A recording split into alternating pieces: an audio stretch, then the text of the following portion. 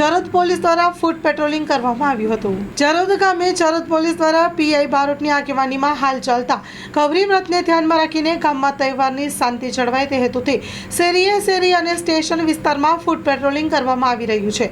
ચરોદ police દ્વારા આમ તો દરેક વાર તહેવારોમાં શાંતિપૂર્વક ઉજવાઈ રહે તે હેતુથી દરેક વખતે ફૂટ પેટ્રોલિંગ કરવામાં આવતું હોય છે અને બંદોબસ્ત પણ ગોઠવી દેવામાં આવતા હોય છે।